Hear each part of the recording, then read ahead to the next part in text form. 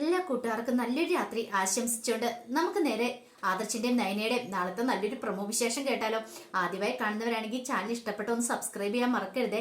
അതോടൊപ്പം തന്നെ കണ്ടുകൊണ്ടിരിക്കുന്ന എല്ലാവരുടെ സപ്പോർട്ടിലേക്കും പ്രതീക്ഷിച്ചുകൊണ്ട് നമുക്ക് നേരെ നമ്മുടെ വിശേഷത്തിലേക്ക് അങ്ങോട്ട് പോയാലോ. അപ്പൊ ഇന്ന് കറണ്ടൊക്കെ ഇല്ലാത്തതുകൊണ്ട് കുറച്ച് ലേറ്റ് ആയിട്ട് കേട്ടോ വീഡിയോ ഇടുന്നത്. അപ്പൊ മറക്കാതെ എല്ലാവരും കയറി കാണണേ. അങ്ങനെ നാളത്തെ പ്രമോ വിശേഷത്തിൽ നമ്മൾ കാണാൻ പോകുന്ന ദേവേനെ രക്ഷിക്കാനായിട്ട് നയന എത്തുവാണ്. ഇത്രയും കാലം ദേവേനി മരുമകളായിട്ട് പോലും നയനെ കണ്ടിട്ടില്ല. മരുമകൾ എന്ന് പറഞ്ഞാൽ ആ വീട്ടിലൊരു വേലക്കാരുടെ സ്ഥാനം പോലും നയനയ്ക്ക് കൊടുത്തിരുന്നില്ല. അവസാനം നയന തന്നെ വേണ്ടി വന്നു ദേവേന്റെ ജീവൻ രക്ഷിക്കാനായിട്ട്. അപ്പൊ അതിന്റെ കുറച്ച് വിശേഷങ്ങളൊക്കെയാണ് നാളെ നമ്മൾ കാണാനായിട്ട് പോകുന്നത്. ഇന്ന് നമ്മൾ കണ്ടു അങ്ങനെ ആദർശ ആ സത്യങ്ങളൊക്കെ അറിയണം, മറ്റൊന്നുമല്ല. കാരണം ദേവേന്റെ ജീവൻ രക്ഷിക്കണമെങ്കിൽ ഇനിയിപ്പോ AB നെഗറ്റീവ് ബ്ലഡ് ഗ്രൂപ്പ് വേണമെന്നൊക്കെ. ഇതൊക്കെ അറിഞ്ഞു കഴിഞ്ഞപ്പോഴത്തേനും ആദർശന് എന്ത് ചെയ്യണം നടത്തില്ല. കാരണം അത് റെയർ ബ്ലഡ് ഗ്രൂപ്പാണ്. അത് കിട്ടുക എന്ന് പറഞ്ഞിട്ടുണ്ടെങ്കിൽ അത്ര എളുപ്പമായിട്ടുള്ള കാര്യമൊന്നുമില്ല. അതുകൊണ്ട് ആ ബ്ലഡ് ഗ്രൂപ്പ് എങ്ങനെ സംഘടിപ്പിക്കണമെന്ന് ആദർശന് വല്ലാത്തൊരു ടെൻഷനായിരുന്നു. ഇങ്ങനെ പുറത്തിറങ്ങി വന്നു കഴിഞ്ഞപ്പോഴത്തേനും ആദർശ് ആകെപ്പാട് ടെൻഷൻ അടിച്ചിരിക്കുക. ഇനിയിപ്പോൾ എന്ത് ചെയ്യും? ജയനോട് ഈ കാര്യങ്ങളൊക്കെ പറയുന്നുണ്ട്. ഈ സമയത്ത് അനാമികയും രേവതിയും കൂടെ അങ്ങോട്ട് ഹോസ്പിറ്റലിലേക്ക് വരുവാണ്. അങ്ങനെ ഹോസ്പിറ്റലിലേക്ക് വരുന്ന സമയത്ത് അനിയും ഹോസ്പിറ്റലിലേക്ക് വരുന്നുണ്ട്. അപ്പം ദേവേനെ കാണുവാണെങ്കിൽ എല്ലാവരുടെ മനസ്സിലേക്ക് ഇച്ചിരി എരിപൊരി കയറ്റി കൊടുക്കാന്ന് ഓർത്തോണ്ടാണ് അവരങ്ങോട്ട് വരുന്നത് തന്നെ. അങ്ങനെ വന്നു കഴിയുമ്പോഴത്തേനും ആദർശമൊക്കെ അവിടെ നിൽക്കുന്നുണ്ട്. പക്ഷേങ്കിൽ ആദർശിനെ അധികം മൈൻഡ് ചെയ്യാനൊന്നും രേവതി പോയില്ല. രേവതിക്കറിയാം ഇനിയിപ്പോൾ താൻ എന്തേലും പറയാൻ പോയിട്ട് അതെ അവൻ എന്തേലും സംശയം തോന്നി അതോടുകൂടി തീർന്നു. അപ്പോൾ അനി അങ്ങോട്ട് വന്നു. അനി വന്നിട്ട് ചോദിച്ചു, അല്ല നിങ്ങൾ വെല്ലുമേനെ കയറി കാണുന്നില്ലെന്ന് ചോദിക്കാം. കാണണമെന്ന് പറയണം. ഈ സമയമൊക്കെ ദേവേനെ ഇങ്ങനെ കണ്ണടച്ച് കിടക്കുവാണ്. ഒന്ന് കൂടുതലൊന്നും മിണ്ടാനൊന്നും പോകുന്നില്ല. അപ്പത്തേനുമാണ് രേവതി അങ്ങോട്ട് വരുന്നത്. രേവതിയെ കണ്ടു കഴിഞ്ഞപ്പോഴത്തേനും അനാമിക പറഞ്ഞു, ചേട്ടത്തി അനിയത്തിയും കൂടെ കൂടിയിട്ട് നല്ല ഒന്നാന്തരം പണി തന്നെയാണ് വെല്ലുമ്മയ്ക്ക് കൊടുത്തല്ലേന്ന് ചോദിക്കുകയാണ്. ഇത് കേട്ട് കഴിഞ്ഞപ്പോൾ നയന പറഞ്ഞു, ഇതൊരു ഹോസ്പിറ്റലാണ്, അതിൻ്റെതായ മാന്യത പാലിക്കണം, അറിയാലോ. അതുകൊണ്ട് ഇവിടെ കിടന്ന് ഒച്ചപ്പാടും വെള്ളമൊന്നും ഉണ്ടാക്കാൻ പാടില്ലെന്ന് പറയാണ്. ഇത് കേട്ട് കഴിഞ്ഞപ്പം അനാമി പറഞ്ഞു, അല്ലേലും എനിക്കറിയാം നീയൊക്കെ കൂടിയാ ഈ പരിപാടിയൊക്കെ ചെയ്യുവളെന്ന്, അല്ലെങ്കിൽ മറ്റാരും ചെയ്യത്തില്ല. ദേ നീയും നിന്റെ ചേട്ടത്തെയും കൂടെ ചെയ്ത പണിയാ. ഉറപ്പായിട്ടും കണ്ടോ വെല്ലുമയെന്ന് എഴുന്നേറ്റോട്ടെ. ആദ്യം അടിച്ചിറക്കാൻ പോകുന്ന നിന്നെയായിരിക്കും വീട്ടിൽ നിന്ന്, പിന്നെ നിന്റെ ചേട്ടത്തിനെയും കൂടെ അടിച്ചിറക്കുമെന്ന് പറയാം. ഇത് കേട്ട് കഴിഞ്ഞപ്പോൾ നയന പറഞ്ഞു, ആയിക്കോട്ടെ എന്നാലും കുഴപ്പമില്ല. കാരണം ഞങ്ങൾ തെറ്റൊന്നും ചെയ്തിട്ടില്ലെന്ന് ഞങ്ങൾക്ക് പൂർണ്ണമായ വിശ്വാസമുണ്ട്. പിന്നെ ഞങ്ങൾ എന്തിനാ പേടിക്കണേ? അതിന്റെ ആവശ്യമൊന്നും ഞങ്ങൾക്കില്ല എന്നൊക്കെ നയന പറയുന്നുണ്ട്. ഈ സമയമാണ് ആദർശ് പുറത്തു പോയിട്ട് അങ്ങോട്ട് വരുവാണ്. കാരണം ബ്ലഡ് ഗ്രൂപ്പ് തന്നെ അന്വേഷിക്കണമായിരുന്നു. അപ്പോൾ ഡോക്ടർ പറഞ്ഞിട്ടുണ്ടായിരുന്നു റെഡ് ബ്ലഡ് ഗ്രൂപ്പ് ആയതുകൊണ്ട് അത് പുറത്ത് ചിലപ്പം സന്നദ്ധ സംഘടനകളും കാര്യങ്ങളൊക്കെ കാണുമായിരിക്കും. അപ്പോൾ അതുകൊണ്ട് അവരോടൊക്കെ ഒന്ന് ചോദിച്ചു നോക്കാൻ പറയും. അങ്ങനെ ആദർശ് അവിടെ ഒന്നും അന്വേഷിച്ചിട്ട് ബ്ലഡ് ഗ്രൂപ്പ് കിട്ടിയിട്ടില്ല. അപ്പോൾ എന്ത് ചെയ്യണമെന്ന് അറിയത്തില്ല, വല്ലാത്തൊരു ടെൻഷനില്ല. കുറേ ആൾക്കാരോടൊക്കെ ചോദിച്ചു, അവർ പറയാന്നൊക്കെ പറഞ്ഞു. ആ സമയം നയന എന്ത് ചെയ്യണം, അകത്തേക്ക് അങ്ങോട്ട് കയറി പോവാണ്. അപ്പോഴേക്കും ആദർശ് വന്നപ്പോൾ അന്വേഷിച്ചു, എന്താ ഏട്ടാ മുഖം എന്താ വല്ലായിരിക്കണമെന്ന് ചോദിക്കാം. അത് പിന്നെ ബ്ലഡ് വേണോടാ മോൻ, ബ്ലഡ് വേണോടാ, ഇപ്പൊ ശരിയായിട്ട് സെറ്റ് ആയിട്ടില്ലെന്ന് പറയണം. അല്ല ഏത് ബ്ലഡ് ഗ്രൂപ്പാ? അതെ AB നെഗറ്റീവ് ആന്ന് പറയണം. ഇത് കേട്ട് കഴിഞ്ഞപ്പോൾ രേവതി അനാമികയോട് പറഞ്ഞു, അല്ല നിന്റെ ബ്ലഡ് ഗ്രൂപ്പ് AB നെഗറ്റീവ് അല്ലേന്ന് ചോദിക്കണം. അത് കേട്ടതും അനാമിക പറഞ്ഞു, അതെ എന്നാ പിന്നെങ്കിൽ അന്ന് അങ്ങനെയൊക്കെ പറഞ്ഞ് നിർത്തുവാണ്.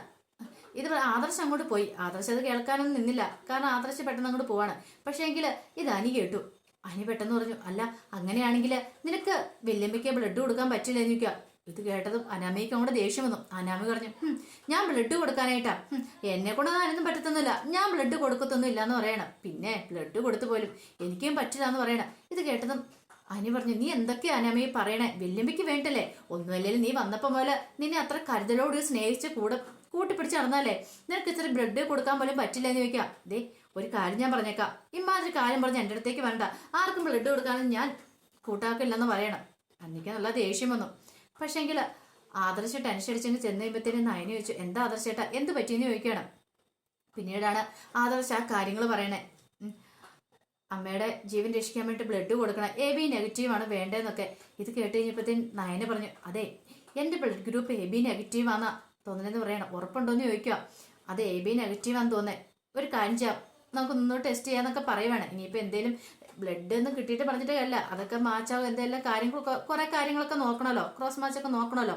അങ്ങനെ എന്നാലും നയനയുടെ ബ്ലഡ് ഗ്രൂപ്പ് നോക്കുവാണ്. എല്ലാം ഓക്കെ ആയിരുന്നു, വേറെ പ്രശ്നങ്ങളൊന്നുമില്ല. അങ്ങനെ നയന ദേവേനിക്ക് ബ്ലഡ് കൊടുക്കാനായിട്ട് കയറുവാണ്.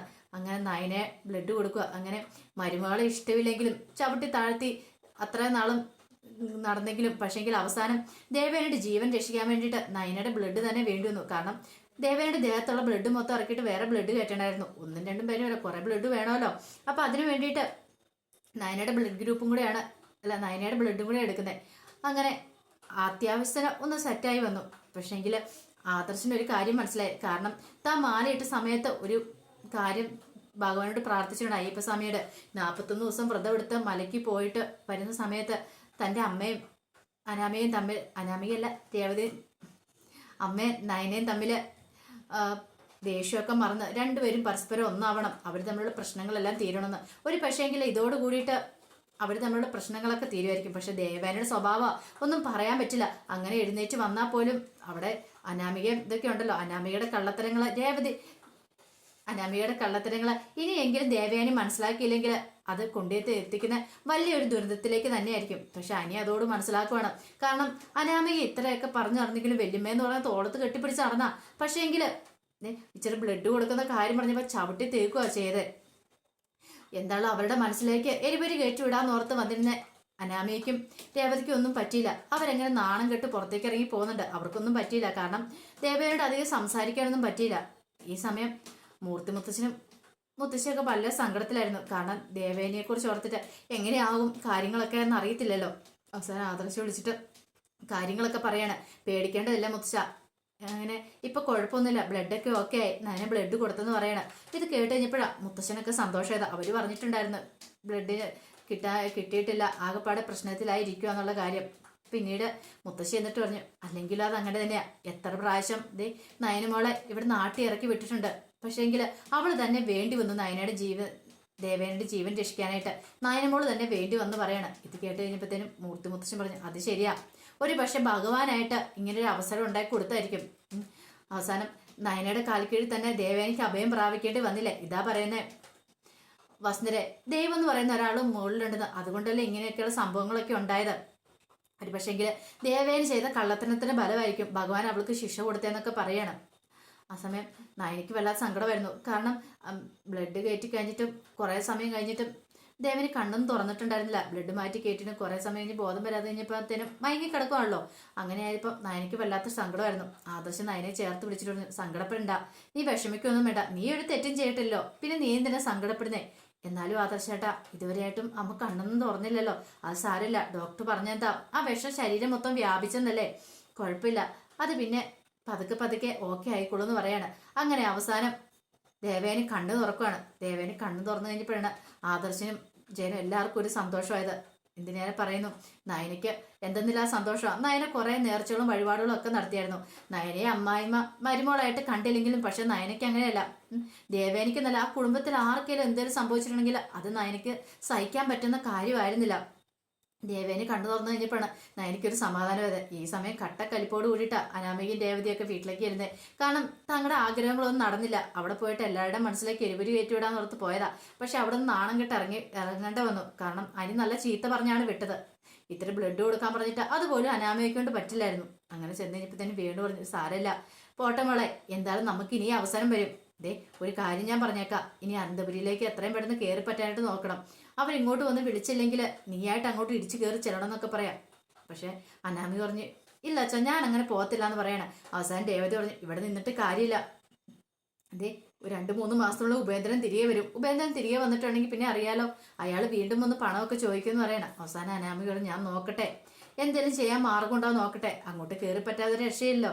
ഇനിയിപ്പോൾ മൂർത്തി മുത്തശ്ശിന്റെ ആണെങ്കിലും ആരുടെ ആളും കാല് പിടിച്ചിട്ടാണെങ്കിലും അങ്ങോട്ട് കയറിയാൽ മതിയാവുള്ളെന്ന് അനാമിക്ക് മനസ്സിലാവാണ്. എന്നാലും ഒരു കാര്യം ഉറപ്പാ, ഇനിയിപ്പം ദേവേനി ജീവിതത്തിലേക്ക് തിരികെ വരുന്ന കഴിയുമ്പോഴത്തേനും തന്റെ ജീവൻ രക്ഷിച്ച നയനയാന്നും തനിക്ക് ആപത്ത് സമയത്ത് നയനയാണ് കൂടെ ഉണ്ടായതെന്നൊക്കെ മനസ്സിലാക്കിയില്ലെങ്കിൽ ഇനിയും ദുരിതത്തിലേക്കായിരിക്കും ജീവിതം പോയിക്കൊണ്ടിരിക്കുന്നത്. എന്തായാലും ഒരു കാര്യം ഉറപ്പാ, ഇനി ദേവയാനി മാറുമെന്ന് വിശ്വസിക്കാം നമുക്ക്. ഇനിയിപ്പോൾ അതിന്റെ വിശേഷങ്ങളൊക്കെ ആയിരിക്കും അടുത്ത ആഴ്ച നമ്മൾ കാണാനായിട്ട് പോകുന്നത്. എന്തായാലും ആ വിശേഷങ്ങൾക്കെല്ലാം നമുക്ക് കാത്തിരിക്കാം കേട്ടോ. എല്ലാവർക്കും ഒരിക്കൽ കൂടി നല്ലൊരു രാത്രി ആശംസിച്ചോണ്ട് നിർത്തുന്നു. നന്ദി.